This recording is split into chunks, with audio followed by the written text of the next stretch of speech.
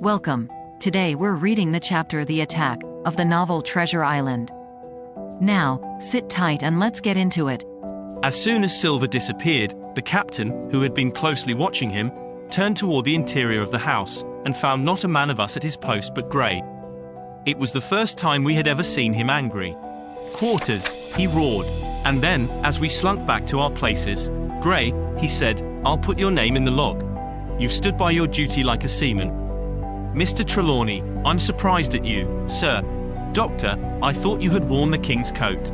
If that was how you served at Fontenoy, sir, you'd have been better in your berth." The doctor's watch were all back at their loopholes, the rest were busy loading the spare muskets, and everyone with a red face, you may be certain, and a flea in his ear, as the saying is. The captain looked on for a while in silence. Then he spoke. "My lads," he said, "I've given Silver a broadside. I pitched it in red hot on purpose, and before the hour's out, as he said, we shall be boarded. We're outnumbered, I needn't tell you that, but we fight in shelter, and, a minute ago, I should have said we fought with discipline. I've no manner of doubt that we can drub them, if you choose." Then he went the rounds, and saw, as he said, that all was clear. On the two short sides of the house, east and west, there were only two loopholes. On the south side where the porch was, two again, and on the north side, 5. There was a round score of muskets for the 7 of us. The firewood had been built into 4 piles tables, you might say one about the middle of each side, and on each of these tables some ammunition and 4 loaded muskets were laid ready to the hand of the defenders. In the middle, the cutlasses lay ranged. "Toss out the fire," said the captain. "The chill is past, and we mustn't have smoke in our eyes." The iron fire basket was carried bodily out by Mr. Trelawney, and the embers smothered among sand. "Hawkins hasn't had his breakfast. Hawkins, help yourself, and back to your post to eat it," continued Captain Smollett. "Lively, now, my lad, you'll want it before you've done. Hunter, serve out a round of brandy to all hands." And while this was going on, the captain completed, in his own mind, the plan of the defense. "Doctor, you will take the door," he resumed. "See and don't expose yourself, keep within, and fire through the porch. Hunter, take the east side, there.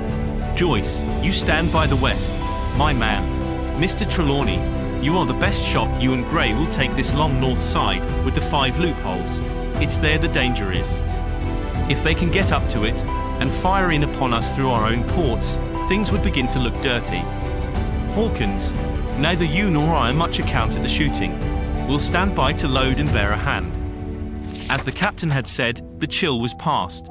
As soon as the sun had climbed above our girdle of trees, it fell with all its force upon the clearing, and drank up the vapors at a draught. Soon the sand was baking, and the resin melting in the logs of the blockhouse. Jackets and coats were flung aside, shirts were thrown open at the neck, and rolled up to the shoulders, and we stood there, each at his post, in a fever of heat and anxiety. An hour passed away. "Hang them," said the captain. "This is as dull as the doldrums. Gray, whistle for a wind." And just at that moment came the first news of the attack. "If you please, sir," said Joyce, "if I see anyone, am I to fire?" "I told you so," cried the captain. "Thank you, sir," returned Joyce, with the same quiet civility. Nothing followed for a time, but the remark had set us all on the alert. Straining ears and eyes, the musketeers with their pieces balanced in their hands, the captain out in the middle of the blockhouse, with his mouth very tight and a frown on his face. So some seconds passed, till suddenly Joyce whipped up his musket and fired. The report had scarcely died away ere it was repeated and repeated from without in a scattering volley, shot behind shot, like a string of geese, from every side of the enclosure. Several bullets struck the log house, but not one entered, and, as the smoke cleared away and vanished, the stockade and the woods around it looked as quiet and empty as before. Not a bough waved, not the gleam of a musket barrel betrayed the presence of our foes. "Did you hit your man?" asked the captain. "No, sir," replied Joyce. "I believe not, sir." "Next best thing to tell the truth," muttered Captain Smollett. "Load his gun, Hawkins. How many should you say there were on your side, doctor?" "I know precisely," said Dr. Livesey. 3 shots were fired on this side. I saw the 3 flashes, 2 close together, 1 farther to the west." "3," repeated the captain. "And how many on yours, Mr. Trelawney?" But this was not so easily answered. There had come many from the north, 7, by the squire's computation, 8 or 9, according to Gray. From the east and west only a single shot had been fired.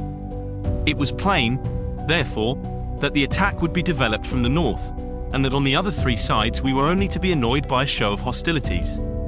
But Captain Smollett made no change in his arrangements. If the mutineers succeeded in crossing the stockade, he argued, they would take possession of any unprotected loophole, and shoot us down like rats in our own stronghold.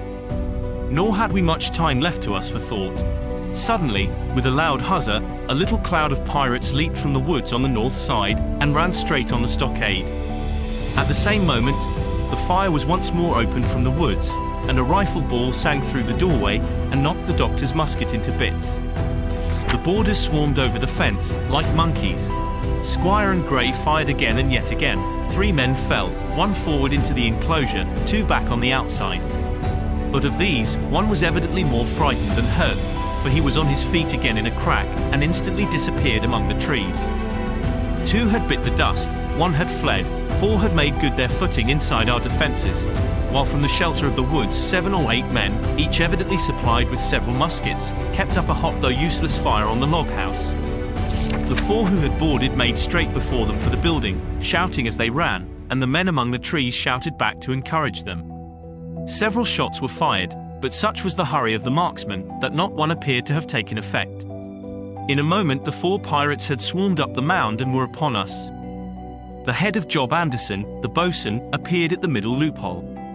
At all hands, he roared, in a voice of thunder. At the same moment another pirate grasped Hunter's musket by the muzzle, wrenched it from his hands, plucked it through the loophole, and, with 1 stunning blow, laid the poor fellow senseless on the floor. Meanwhile a third, running unharmed all round the house, appeared suddenly in the doorway, and fell with his cutlass on the doctor. Our position was utterly reversed.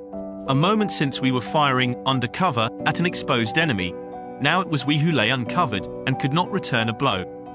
The log house was full of smoke, to which we owed our comparative safety. Cries and confusion, the flashes and reports of pistol shots, and 1 loud groan, rang in my ears. Out, lads, out and fight, in the open. Cutlasses, cried the captain. I snatched a cutlass from the pile, and someone, at the same time snatching another, gave me a cut across the knuckles which I hardly felt. I dashed out of the door into the clear sunlight. Someone was close behind, I knew not whom. Right in front, the doctor was pursuing his assailant down the hill, and, just as my eyes fell upon him, beat down his guard, and sent him sprawling on his back, with a great slash across his face. Round the house, lads! Round the house! Cried the captain, and even in the hurly-burly I perceived a change in his voice. Mechanically I obeyed, turned eastward, and, with my cutlass raised, ran round the corner of the house. Next moment I was face to face with Anderson. He roared aloud, and his hanger went up above his head, flashing in the sunlight. I had not time to be afraid, but, as the blow still hung impending, leaped in a trice upon one side, and missing my footing in the soft sand, rolled headlong down the slope. When I had first sallied from the door, the other mutineers had been already swarming up the palisade to make an end of us. One man, in a red nightcap, with his cutlass in his mouth, had even got upon the top and thrown a leg across. Well, so short had been the interval, that when I found my feet again all was in the same posture, the fellow with the red nightcap still halfway over, another still just showing his head above the top of the stockade. And yet, in this breath of time, the fight was over, and the victory ours. Gray, following close behind me, had cut down the big boatswain ere he had time to recover from his lost blow. Another had been shot at a loophole in the very act of firing into the house, and now lay in agony, the pistol still smoking in his hand. A third, as I had seen, the doctor had disposed of at a blow. Of the 4 who had scaled the palisade, 1 only remained unaccounted for, and he, having left his cutlass on the field, was now clambering out again with the fear of death upon him. "Fire, fire from the house!" cried the doctor, "and you, lads, back into cover." But his words were unheeded, no shot was fired, and the last boarder made good his escape and disappeared with the rest into the wood. In 3 seconds nothing remained of the attacking party but the 5 who had fallen, 4 on the inside and 1 on the outside of the palisade. The doctor and Gray and I ran full speed for shelter. The survivors would soon be back where they had left their muskets, and at any moment the fire might recommence. The house was by this time somewhat cleared of smoke, and we saw at a glance the price we had paid for victory. Hunter lay beside his loophole, stunned, Joyce by his shot through the head, never to move again, while right in the center the squire was supporting the captain, one as pale as the other. "The captain's wounded," said Mr. Trelawney. "Have they run?" asked Mr. Smollett. "All that could, you may be bound," returned the doctor. "But there's 5 of them will never run again." "5?" cried the captain. "Come, that's better. 5 against 3 leaves us 4 to 9. That's better odds than we had at starting. We were 7 to 19 then, or thought we were, and that's as bad to bear." The mutineers were soon only 8 in number, for the man shot by Mr. Trelawney on board the schooner died that same evening of his wound. But this was, of course, not known till after by the faithful party. Did you enjoy today's chapter of Treasure Island? Why not subscribe and ring the bell?